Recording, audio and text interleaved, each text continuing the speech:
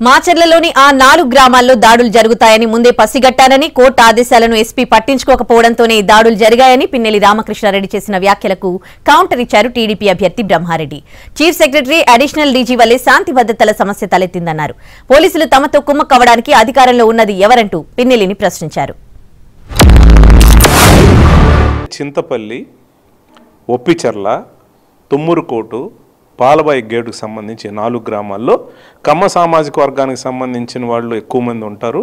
మిగతాదు SC, ST, BC minority వాళ్ళు మా party తరఫున ఉన్నారు. వాళ్ళు ఓటు వేసుకోవడానికి ఎలాంటి గొడవలు లేకుండా ఓటు వేసుకోవడానికి అవకాశం ఇవ్వండి, బందోబస్తు ఇవ్వండి అని నేను హైకోర్టుకి వెళ్ళి ముందస్తు అనుమానంతో హైకోర్టు నుంచి కూడా ఒక ఆర్డర్ తీసుకురావడం జరిగింది. కానీ తర్వాత వచ్చిన ఎస్పీ కానీ అప్పుడున్న కలెక్టర్ ఇద్దరు కూడా ఆ ఆర్డర్ని కూడా ఇంప్లిమెంట్ చేయలేదు.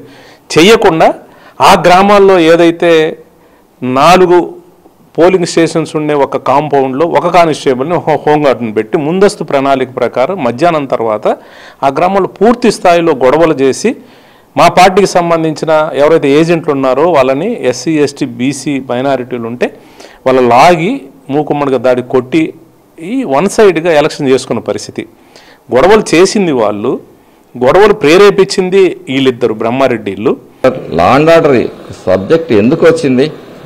ఈ రాష్ట్రంలో పోలీసుల వైఫల్యం, ఈ చీఫ్ సెక్రటరీ జవహర్ రెడ్డి కుట్ర.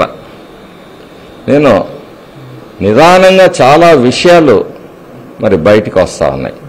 ఎంతమంది కింది అధికారులు ఎన్నిసార్లు మొత్తుకున్నా ఎందుకు వాళ్ళు స్పందించటం లేదని చెప్పి లోతుల్లోకి వెళ్ళినప్పుడు మాకు వచ్చింది ఏంటంటే ఇక్కడ ప్రధానమైన పాత్ర చీఫ్ సెక్రటరీ జవహర్ రెడ్డిది.